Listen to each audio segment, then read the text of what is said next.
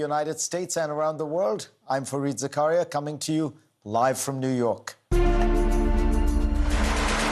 Today on the program, President Biden threatens to halt arms shipments to Israel and pushes for a ceasefire as Netanyahu seizes a vital part of Rafah.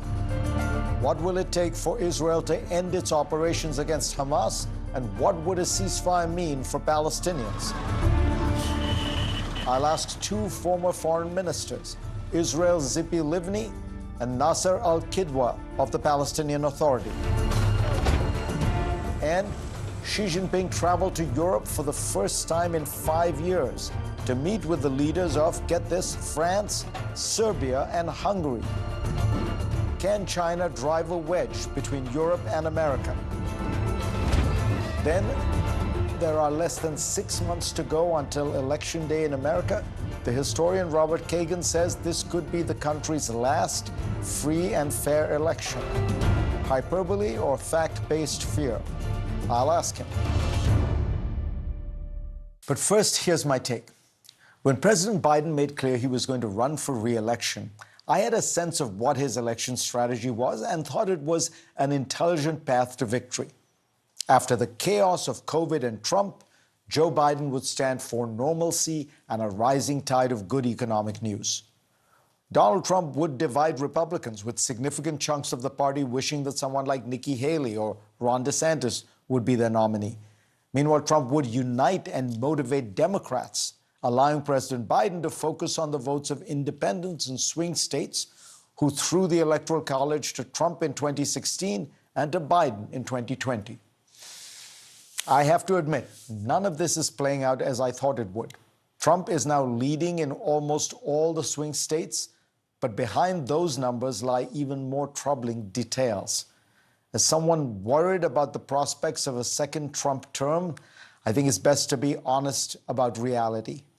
I understand that polls are not always accurate, but in general, they have tended to underestimate Donald Trump's support, not overestimate it. I doubt that there are many shy Biden voters in the country. The economy has been in a robust recovery for more than 2 years now, with unemployment hitting a 54-year low in 2023 and increasing only slightly since then. But Biden is getting little credit for it. The shift here is stark. On the question of who voters trust more to deal with the economy, Trump has a 22-point lead over Biden, according to an NBC poll from January. This marks a 15-point bump for Trump compared to the same poll in 2020. Perhaps this is because inflation is a far more pervasive problem than unemployment, affecting all Americans every day. Perhaps it's because people's views on the economy now are largely derived from their broader attitudes towards the candidates. But whatever the reasons, it's a stunning reversal in the midst of a relentless stream of good economic news. On cultural issues, Biden and Democrats benefit from the opposition to the Republican Party's position on abortion. But on the other great cultural issue, immigration, Biden is 35 points behind Trump as to who would handle it better. And I do wonder whether abortion will be as large an issue in a presidential race, given that reversing Roe v. Wade threw the issue to state governments and legislatures and not the federal government. Perhaps the most worrying new trend for the Democrats is that far from being the more unified party, they are now bitterly divided over the war in Gaza. Bernie Sanders has said the eruption of pro-Palestinian protests could be Biden's Vietnam, and even invoked the specter of Lyndon Johnson choosing not to run for re-election in 1968 because of the opposition to that war. The analogy is far-fetched. America then was itself sending hundreds of thousands of troops to Vietnam, with more being recruited from college campuses every week. But there's no denying that the party seems more openly divided than it has been in decades. Only 33% of Americans said they approved of Biden's handling of the Israel-Hamas war, which is now opposed both by people who think he is too soft and people who think he is too hard on Israel. Meanwhile, Republicans seem to be uniting behind Trump. Whatever opposition he faced in the primaries has largely melted away. And the trials against him keep him in the spotlight, infuriate his base, who sees him as a martyr, and even may serve to make him the object of some sympathy among people in general who believe that his prosecutors are politically motivated. This happens to be true, in my opinion. I doubt the New York indictment would have been brought against a defendant whose name was not Donald Trump.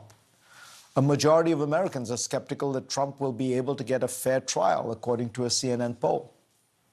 And I haven't even mentioned Robert F. Kennedy Jr. and Cornel West and Jill Stein, all of whom would probably take votes away from Biden. Things could change. Polls do suggest that were Trump to be convicted of a felony, it could shift votes in Biden's favor. The administration may be able to pull off a ceasefire in Gaza and then a broader political settlement that gives Palestinians political rights and Israel diplomatic relations with Saudi Arabia. Trump could always embroil himself in some kind of scandal. But trend lines are not working in Biden's favor. He needs to do something bold and dramatic to seize the initiative, on asylum policy, for example, and reverse these numbers. The one that troubles me the most is on the question of who was the more competent. Joe Biden led Donald Trump by 9 points in 2020, but Trump now leads by 16 points in January 2024. That 25-point shift could be a reflection of people's sense that the president's age is affecting his capacity to govern. And there's very little that Joe Biden can do now to change that perception.